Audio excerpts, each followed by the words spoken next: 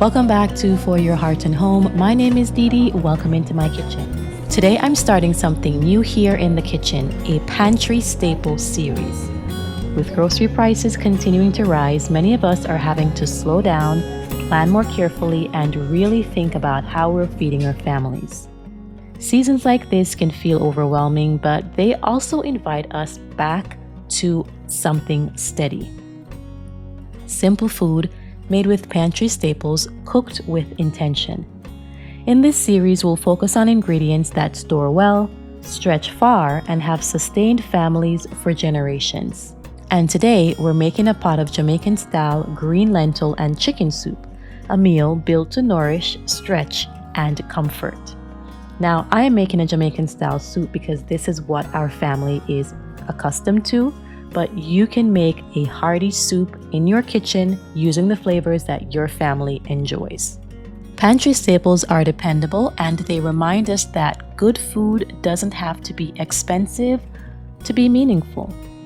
Lentils, carrots, celery, bone broth, and today a whole chicken are ingredients that work hard for us.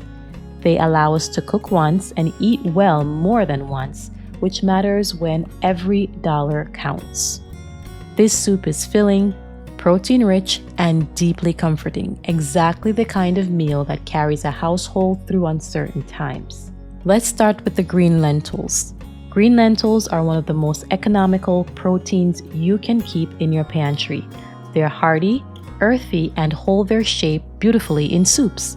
There's no soaking required, and they have a long shelf life, making them ideal for everyday cooking. Lentils have fed families all over the world through lean seasons, and they're still one of the smartest staples we can rely on today. Now let's talk about the chicken. Today I want to show you how to break down a whole chicken and use it for 2 meals. Instead of buying pre-cut pieces, I'm using a whole chicken. Whole chickens are almost always more cost-effective, and they give us far more value for our money. From one chicken, we can get meat for this soup, bones for broth, and often enough leftovers for another meal. Learning how to break down a whole chicken is one of those old-fashioned kitchen skills that pays off again and again. So before we add anything to the pot, let me show you how to break down this chicken. This doesn't have to be complicated or intimidating. I start by removing the legs and thighs. Then I remove the wings. Next, I'm going to take the skin off.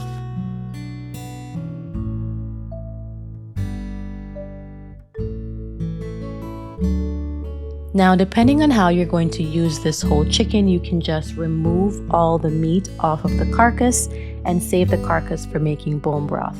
If you would like an instructional video on how to make bone broth, I would be happy to do that for you. Comment down in the comment section to let me know you would like to see a video on how I make bone broth. I will not be using the bones to make bone broth here, so I'm just going to cut this meat all the way up and divide it into 2 separate bowls so that I can use some for the soup today and some for a later meal. The goal isn't perfection, it's practicality. Whatever pieces you get will work beautifully in the soup. Again, the bones in the carcass don't have to go to waste. They can become broth later, or you can add them directly into the soup if you plan to simmer it long enough. This simple skill allows you to stretch one ingredient across multiple meals, and it's a perfect thing in a season of rising prices.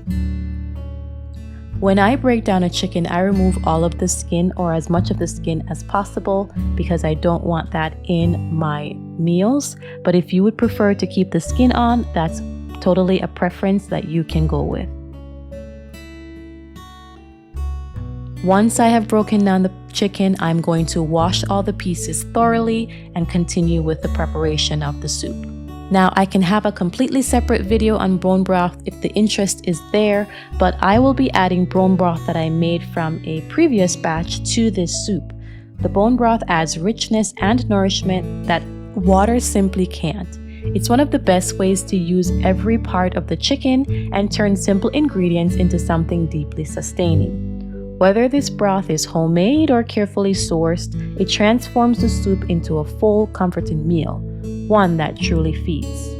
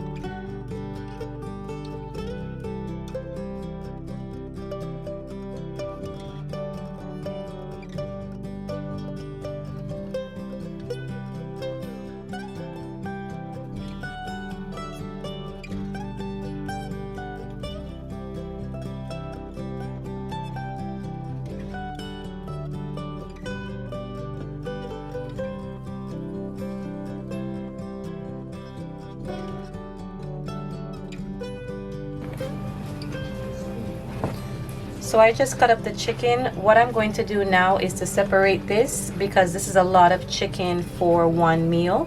I'm going to divide this into two parts and I will reserve some of it for another meal.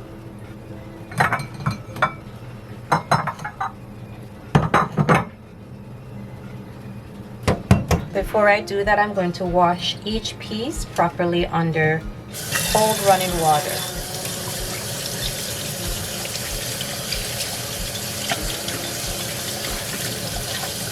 You can also wash in vinegar or some lime juice. That's also acceptable.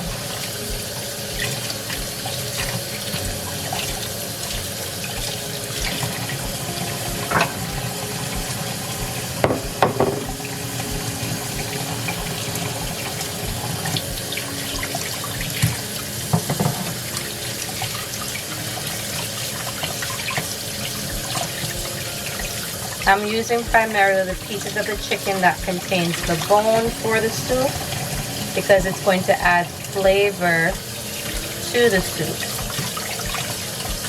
Even though I'm cooking with bone broth, this will add additional nutrients and flavor to my soup.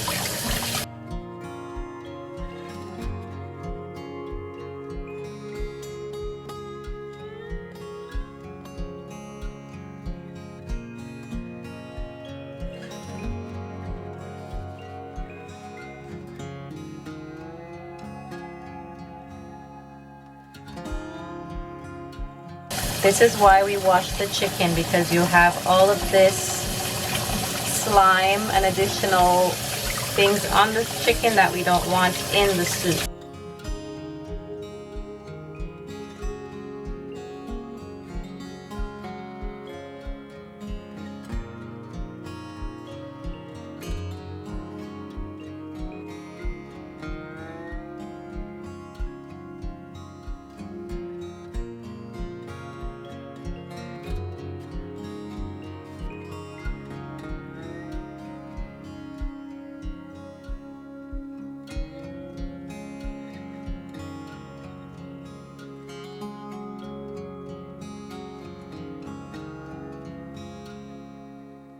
So I'm actually going to get 3 meals out of this one chicken.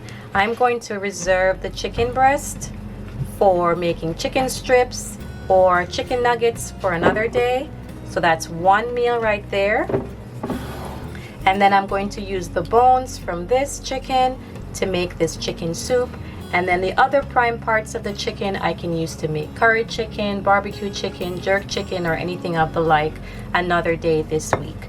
So it's really important that when you go to buy chicken, you look for the whole chicken, because you can get so much more out of one whole chicken than you would be able to get out of chicken parts, for example.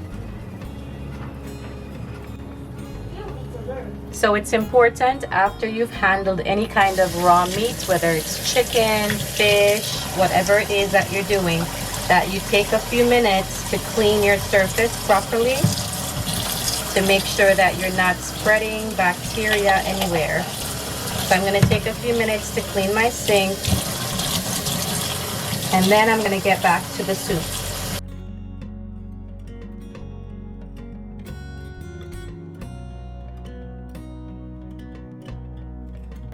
Okay, so this is a Jamaican-style pumpkin. I have removed the skin and I have gutted the insides. I'm just going to cut it up and add it to my pot.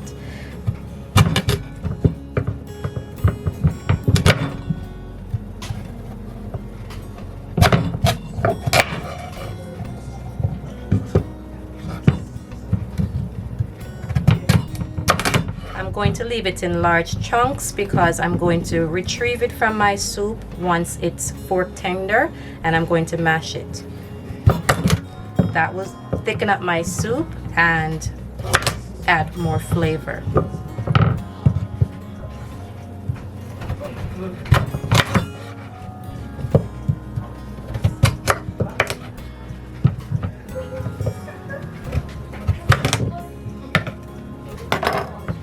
So I'm just going to add this to the pot of soup right now. Next are carrots and celery. These are quiet workhorses in the kitchen. They're affordable, widely available, and they build flavor without needing much else. Carrots add natural sweetness, while celery gives depth and balance. Even when the refrigerator feels nearly empty, these are often the vegetables that are still waiting to be used. Traditionally, to start a soup, you would saute your vegetables like your carrots and your celery, and you'd wait until they soften and become fragrant.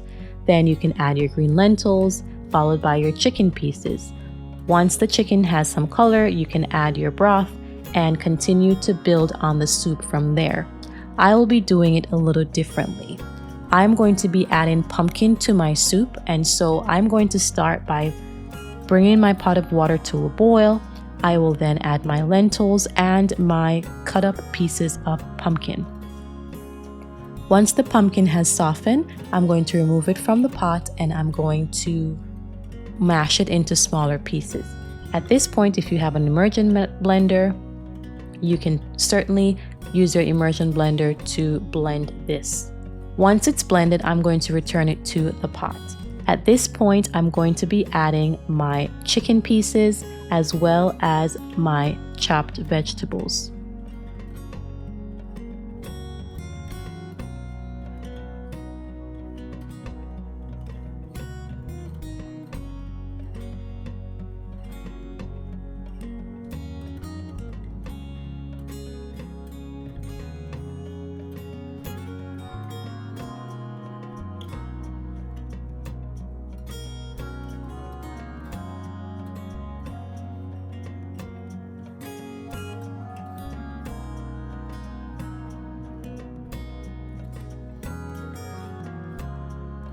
These are green onions. I just washed them and I'm going to leave them whole and put them in the pot towards the end of the cooking process. Just washed my celery.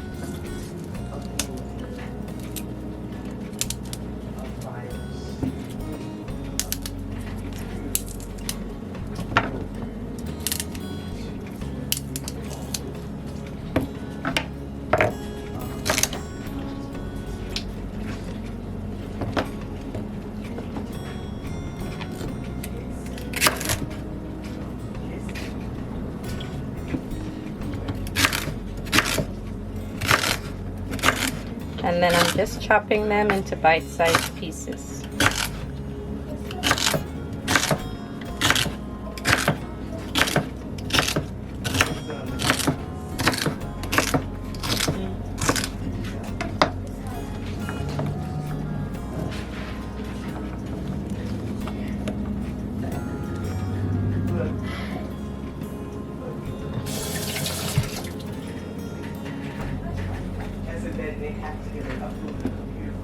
Next, I'm going to take care of the potatoes.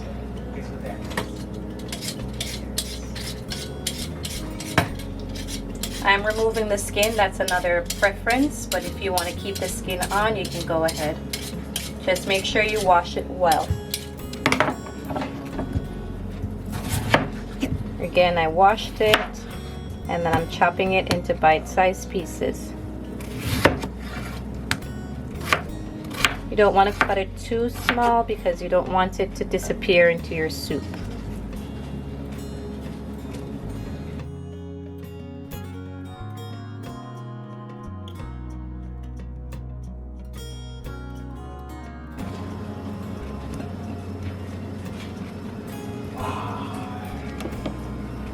So this is what I have so far. I have my potatoes, I have my carrots in there, my celery is peeking out, my green onion, and my thyme. The last thing I have to do is to prep my corn on the cob, and then most if not all of our components for the soup will be ready to go.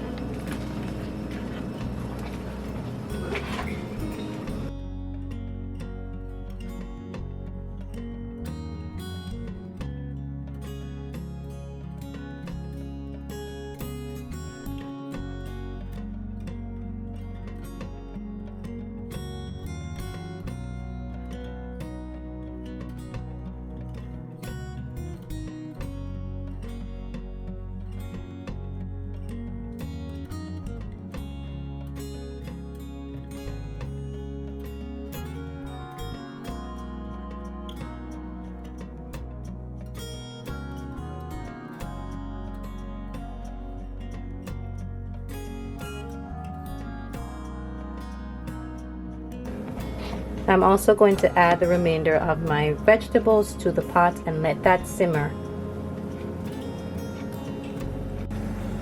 So I've added all my vegetables, my corn, my potatoes, my carrots are all in my pot.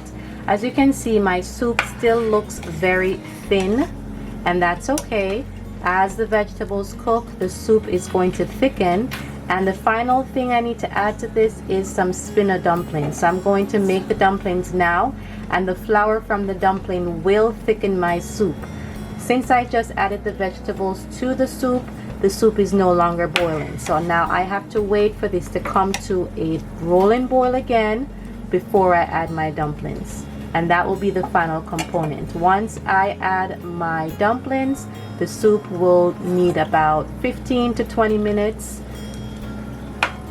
Wait for it to become a steady rolling boil, and then it will be pretty much done. We're going to add our flavorings, our soup packet, or salt or pepper, and do our final taste test before we call this soup done. Okay, so my soup will not be complete without some dumplings, so I'm going to mill about 2 cups of flour to make some spinach dumplings.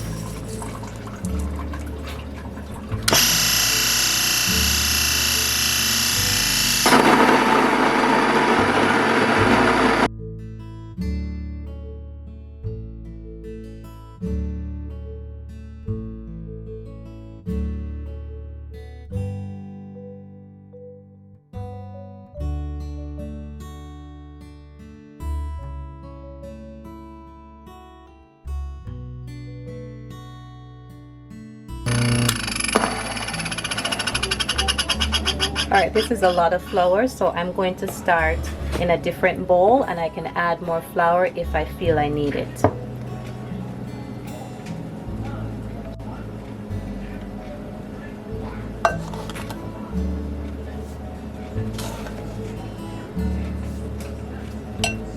Dumplings are pretty easy to make. It's just flour, salt, and warm water. Sprinkle in some salt, and you're going to add little bits of water until your dough comes together.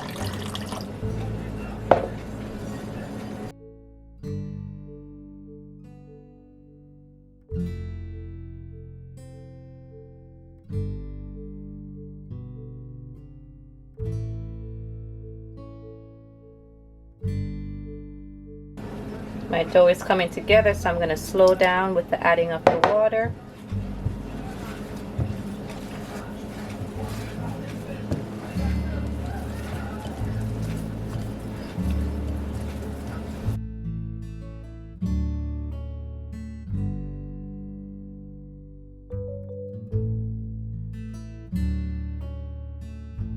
So here we go, nice dough ball. It's nice and soft, not too sticky. It's not sticking to my hands, and it's easy to work with.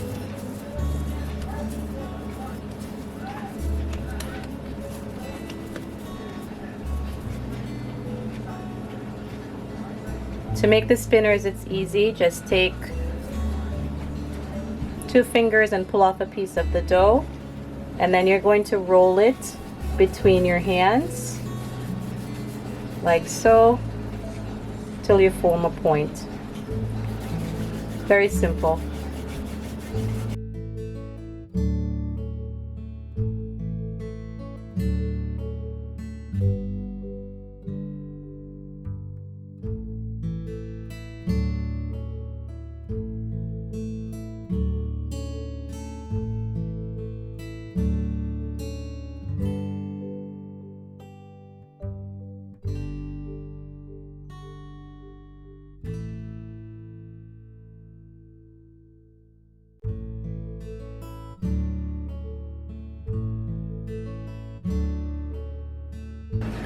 So I'm going to continue making spinners, and then I'm going to add them to the pot. My pot is at a rolling boil at the moment, and so I'm going to start adding these to the pot.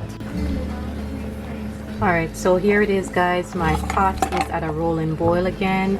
I have added pretty much everything. I added my soup packets, I added my dumplings, and everything is now just going to sit and simmer. I want all these flavors to melt together.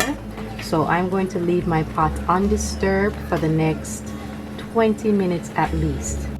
And don't think I forgot, I'm going to add my thyme and my scallions on top, and I'm just going to leave them there, cover my pot over, and let everything simmer at a medium heat for the next 20 minutes. Alright, this is the soup. It is done. It has thickened up a little bit. The longer you allow it to cool, the thicker it will get.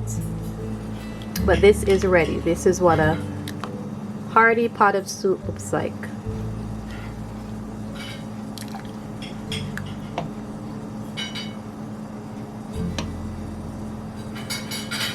The great thing about this is that there's something grounding about cooking this way.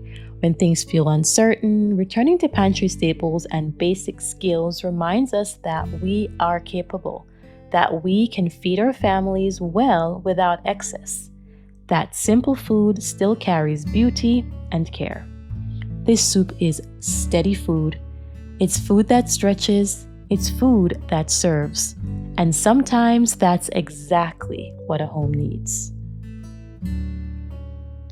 This is the first episode in the Pantry Staple Series here on For Your Heart and Home.